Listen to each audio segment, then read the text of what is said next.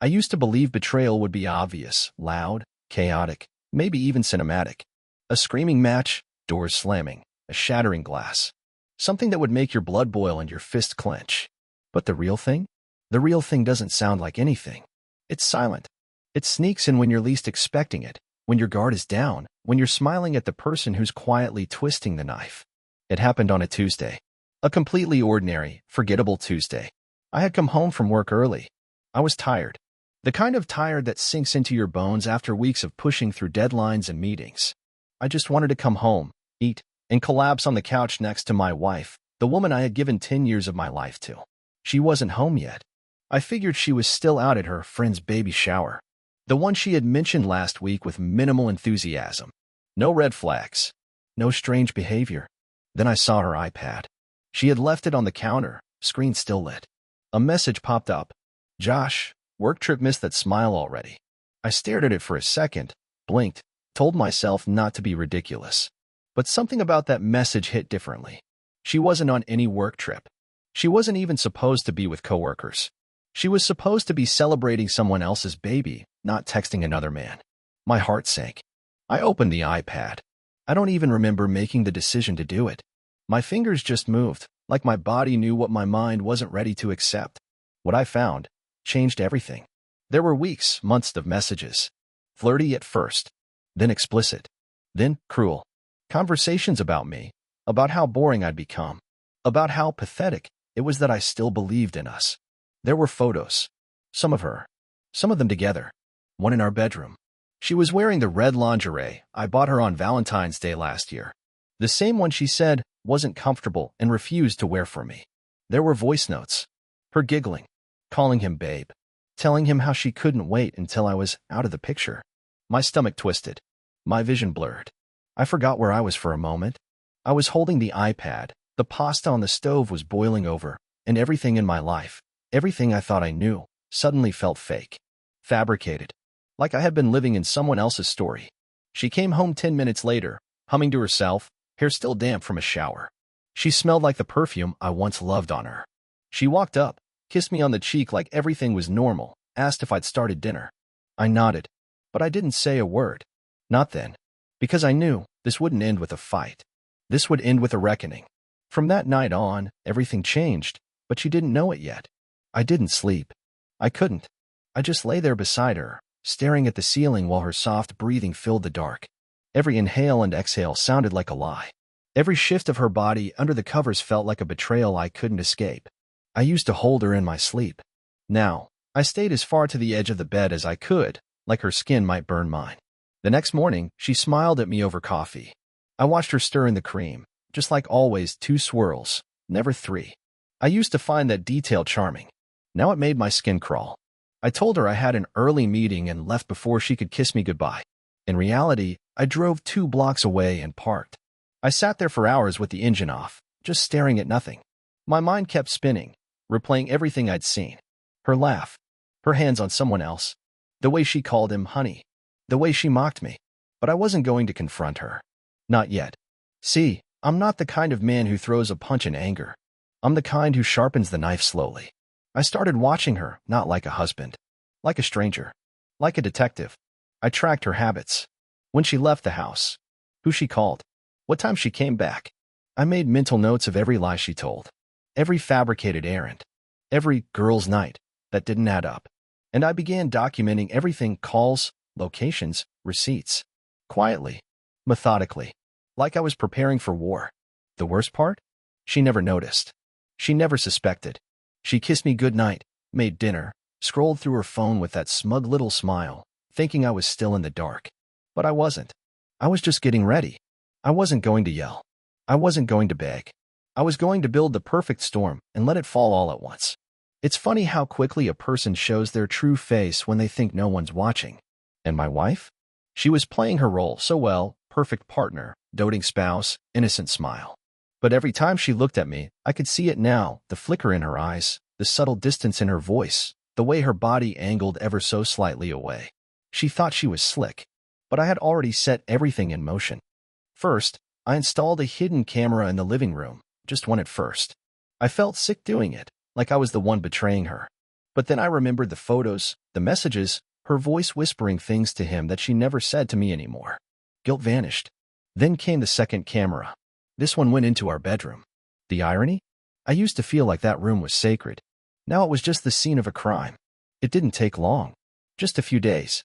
I was out of the house on a business trip. Truthfully, I was parked across the street in a rental car, watching the live feed. He came in like he owned the place. She barely hesitated, threw her arms around him, kissed him like I never existed. They laughed, drank wine, sat on my couch, talked about how they couldn't wait for this to all be over. She said she'd handled me, that I was too soft to ever suspect anything. I clenched my fists so hard, my nails cut into my palms. But I didn't move. I didn't storm the house. I didn't ruin the moment. Because now I had proof. The camera caught it all, the betrayal, the intimacy, the way they laughed at me like I was nothing but a clueless fool. I recorded every second, backed it up in 3 places, printed transcripts, timestamped every clip. I wasn't going to scream at her. I wasn't going to give her the satisfaction of seeing me break. No, I was going to destroy the illusion, the one she built with lies, and I was going to do it quietly, precisely, and publicly. She thought she was in control. She had no idea the floor beneath her was already cracking. The plan was simple, cold, precise, like flipping a switch on everything she thought she controlled. I waited until our anniversary. That's right, the day she would least expect it. The day she'd expect roses, dinner reservations, maybe even a gift she didn't deserve. I played the part up to the last second, came home with a smile, dressed sharp, told her I had a surprise planned for us both. She giggled, kissed me on the cheek, and twirled like a schoolgirl. "You're being so mysterious," she said. "You have no idea," I replied. The table was already set, not for a dinner, but for a reckoning. I had arranged a meeting at her favorite restaurant. She showed up in red, the same dress she wore on our first date. The irony nearly made me laugh. I'd asked her to bring her work friend. Josh said I wanted to get to know the man who was so important in her life. Of course, she froze. But I insisted sweetly, calmly, and something in my eyes must have told her not to argue. She agreed. When we got there, I told her to wait at the table while I checked on our reservation. Instead, I handed the maitre d' a flash drive and an envelope. Told him to play the video in exactly 5 minutes. Told the waiter to bring the envelope after. Then I walked out the back door. What happened next? I didn't see it firsthand, but I've heard the story. From friends. From bystanders. From her. When the footage began to play on the restaurant's private projector, normally used for celebrations, the entire place went quiet. There she was on the screen, kissing him, mocking me, laughing about how blind I was. Patrons stopped eating. Waiters froze in place. Someone dropped a wine glass. And then, just as the video ended, the envelope arrived. Inside, divorce papers. Her name, in bold. Her signature, already forged. The proof attached. I'd spoken to my lawyer in advance. With the evidence, the betrayal, the surveillance, everything was airtight. She would walk away with nothing. No house. No alimony. No sympathy. And no chance to twist the story. She tried to call me that night. Over. And over. And over. I let it ring. Let her sit in the ruins of her performance. Because now the mask was off, not just in front of me, but in front of everyone. And it was her turn to feel exposed. The next morning, my phone was still lighting up with her missed calls, voice messages, and texts filled with desperate excuses. It was a mistake. We were going through a rough patch. You don't understand. It didn't mean anything. But the thing is, it meant everything. Not just the betrayal, but the months of deceit. The smug confidence that I wouldn't find out. The way she made me question my sanity, gaslight me into silence, and mocked me behind closed doors. I wasn't going to play that game anymore. Instead of responding, I forwarded everything to my lawyer and blocked her number. Then I sent the footage to her parents, her boss, and yes, to her lover's wife, who, until that moment, had no idea what her husband had been doing during late meetings. What followed wasn't rage. It wasn't satisfaction either. It was silence. The kind of silence you get after a storm, when the wreckage is clear and there's no more pretending, no more performing. Just the cold, hard reality. And I loved it. I moved out the same week. Rented a small apartment near the city. Quiet, clean, simple, and finally mine. Every room felt honest. Every corner felt earned. No hidden lies in the walls. No voices behind closed doors. Meanwhile, she tried to rebuild her narrative. Told friends I was cruel. Told her family I had humiliated her. Played the victim like a seasoned actress. But the world had already seen the footage. The truth. No one bought her story anymore. Last I heard, she lost her job. Her affair partner filed for separation. And her social circle? Gone. People don't like being lied to, especially not while watching you lie on a projector screen at a five-star restaurant. As for me, I started over. Not because I had to, but because I chose to. There's a certain power in watching someone burn every bridge and knowing you never lit a match. I didn't scream. I didn't beg. I just left the curtain open and let her show the world who she really was.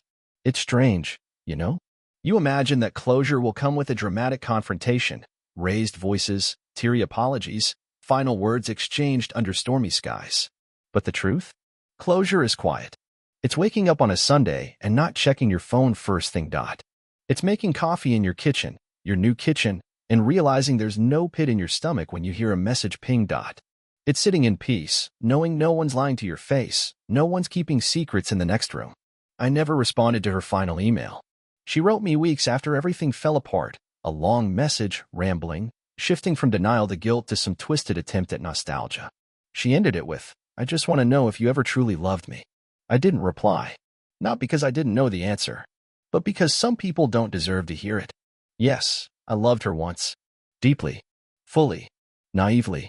But the man who loved her, he doesn't exist anymore. That version of me died the day I saw her with him. The day I saw her lies unfold like a film reel. The day I realized love without respect isn't love at all, it's self-destruction. And so I build a new life. Not to prove anything. Not to win. But simply to live. I've made new friends. I travel now, something she always talked about but never followed through on. I started painting again, something I gave up years ago when I was too busy being her emotional crutch. I even started dating. Carefully. Slowly. Honestly. Because now I know. Love isn't about grand gestures or keeping someone happy at the cost of your own peace. It's about truth, integrity, mutual care. And if I ever find that again, real, grounded love, I'll know how to protect it. Not with suspicion, but with self-respect. Because once you've walked through fire, you don't fear the smoke anymore. You breathe deeper, and you don't look back.